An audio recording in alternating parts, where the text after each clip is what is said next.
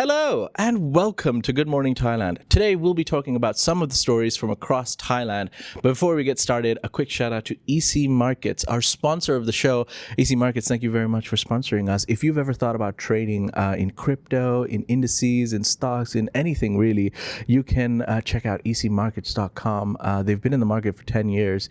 Please trade at your own risk. It can be risky. The market can be volatile, but one of the best places to do it is EC Markets. All right, we're going to get on with the show, starting with Thailand news first. Our first story is regarding the hot weather in Thailand, as Thailand faces hot weather and storms as 28 provinces have been warned.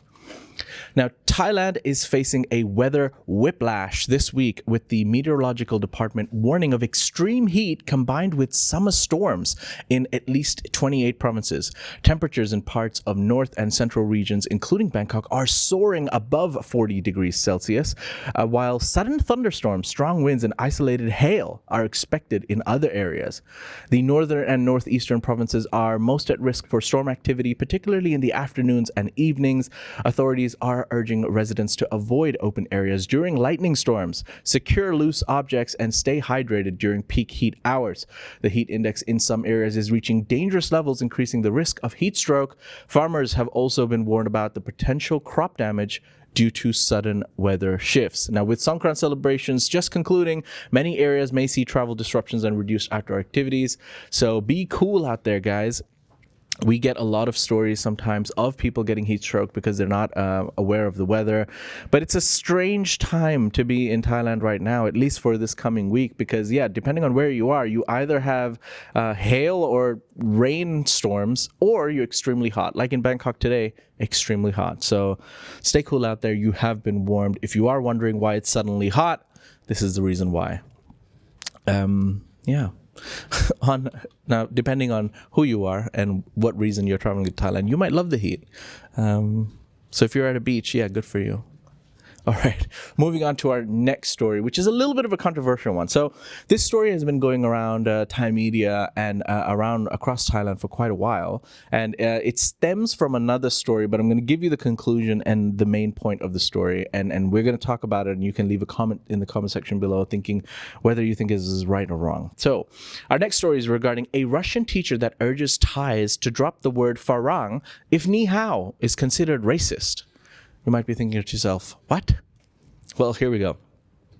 A Russian language teacher living in Thailand has sparked online debate after calling on Thais to stop using the term farang, arguing it's a double standard if saying ni hao to Chinese-looking foreigners is deemed racist. Now, the teacher posted on social media questioning why it's acceptable to refer to all white foreigners as farang, a centuries-old term used in Thai culture, while expressions towards other nationalities are being scrutinized for racial bias. Now, the comment quickly went viral, generating heated discussions among locals and expats alike. Some Thais defended the word as a neutral cultural identifier, while others agreed that, language norms should evolve with increased global sensitivity. Critics accused the teacher of misunderstanding Thai customs, while supporters praised the teacher for starting a difficult but needed conversation about racial labeling and identifying, which is quite prominent in Thailand. The debate taps into wider discussions about cultural double standards, microaggressions, and inclusivity in Thailand's increasing globalized society. Now, no official response has been issued, but the controversy highlights how everyday language can carry deeper social implications. And this story is actually coming from an incident that happened at a beach on an island this person was traveling, and they saw someone they said ni hao to a person who looked of Chinese descent, to which the person took offense to, rightfully so, because they're not Chinese and they are in Thailand. The person thought that they were being racist by making that term. And then in response, the person was like, wait, if I can't say ni hao because you look Chinese, why do you call me a farang? There's many ways to look at it. Some people might be saying that, it's too sensitive. I mean, there's a right and wrong, but people are taking sides and people are talking about this for a long time. Is it time now to finally drop the word farang? Who knows? Let the debate begin, because this is a conversation that's really going deep all across Thailand currently. For now. Moving on to our next case, which is a little bit of a serious one. A Thai man was shot dead after fleeing police checkpoint in suspected excessive force case. Yeah, oh well. Well, take your checkpoints seriously, because a Thai man was fatally shot after allegedly running a police checkpoint in Chachoengsao province, raising concerns about police use of excessive force. Now, the 35-year-old victim reportedly failed to stop when signaled by traffic police, prompting a chase. According to the official account, officers fired a warning shot into the air and then shot the man in the back after he continued fleeing. The man later died at the hospital. The police claimed the suspect posed a threat and ignored repeated commands, but the family urges and argues the shooting was unjustified, stating he was unarmed and simply panicked. The case has sparked national outrage, with human rights groups calling for an independent investigation. Now, CCTV footage is being reviewed to determine whether the use of lethal force was warranted. This incident adds to growing scrutiny over law enforcement behavior in Thailand, especially regarding traffic stops and crowd control. Now, the Royal Thai Police have also promised transparency, but pressure is mounting for reforms to prevent future tragedies under similar circumstances. Who knew things could get so serious? If you run a checkpoint, they chase you down and shoot you.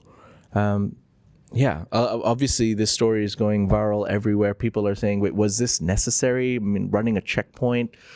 Is it worth? I mean, what did they think? It was a drug dealer or something? I mean, people are going to speculate. People are going to give comments. They're going to figure out, we're going to have to figure out what was so dangerous about this man that you had to chase him down and shoot him.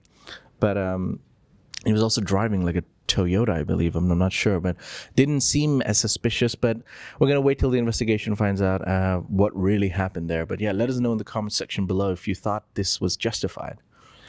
For now, I'm going to move on to one of our last stories from Thailand. This is a little bit of a more comical story, so I wanted to leave on a more higher feeling. But let me know if you would ever find yourself in this position. Our next story takes us to the airport, where an Indian man scrubs his passport to hide his secret Thailand trip from his wife. Sorry, excuse me. Okay.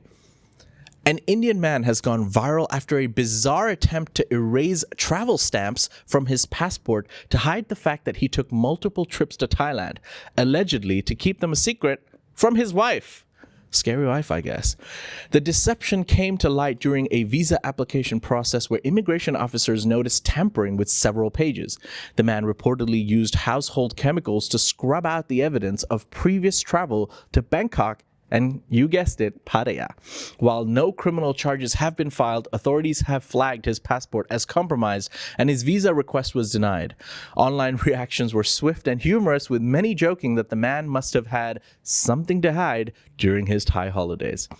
However, officials warned that tampering with passports is a serious offense that could lead to travel bans, even if done for personal reasons. The case serves as a reminder that immigration documents are considered legal records, and any alteration, no matter how small, can have major consequences. Now, travel authorities also urged applicants to be truthful to avoid delays or penalties. How far would you go to hide things from your wife? Let me know in the comment section below. I mean, this is a little bit of a comical situation. I think we've all been there at times where we're not proud of some things that we've done. And obviously, if you are a little bit of a naughty person and you've been out and about in Pattaya and Bangkok, and you've lied that, oh yeah, I'm just taking a trip to, Singapore for some work, but do a quick layover in Thailand. Can't really hide that anymore, guys. Chemicals or not, you can't rub the stamps out of your passport. And that's it. Those are some of the stories from across Thailand.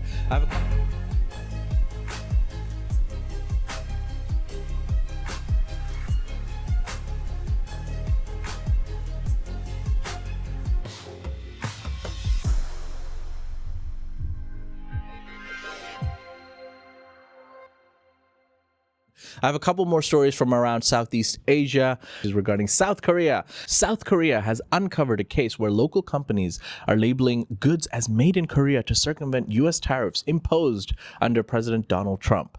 A government investigation revealed that these companies imported low-cost parts from China and Southeast Asia, assembled the final products domestically, and labeled them as Korean-made to qualify for better trade terms with the United States. Seems smart. Now, but the violations were discovered during customs inspections, and several firms are now facing penalties, including export bans and fines. Crime doesn't pay, guys. While the specific products weren't disclosed, the Ministry of Trade said the move violated origin labeling laws and damaged Korea's trade credibility. Now, this comes as the U.S. continues to monitor the unfair trade practices ahead of potential policy shifts in 2025. South Korea has pledged to crack down on mislabeling and tighten supply chain audits to ensure compliance with U.S. regulations. The case also highlights the growing impact of geopolitical trade pressures on global manufacturing practices and how companies are attempting to stay competitive in a complex tariff landscape. Can you blame them is the question. However, the law is the law. You can't assemble cheap parts and label them made in Korea if they're not actually made in Korea. Although seemed smart, they got caught out. Yeah. Would you do the same? What do we do in this world of tariffs? And yeah, ladies and gentlemen, that's it. Those are some of the stories from across Thailand and ASEAN. I apologize. It's a bit of a shorter show today because it's just solo and half the team is away, so we don't have the editing manpower. But yeah, I tried to have a mixture of stories. Some seemed not okay, but we're going to go with it. For now, yeah, if you'd like more stories, of course, ladies and gentlemen, there are more stories from across Thailand on thethiger.com, and you can join in any of the conversation on ASEANnow.com. Big shout out to EC Markets for sponsoring the show, and please subscribe and like the video. Please subscribe to the Thaiger if you haven't already. I say this again and again, guys, because 62% of the people who watch us every day are not subscribed. So please subscribe if you're watching this video and you've made it so far. I should say this at the start because they probably haven't made it so far. But anyways, I'm gonna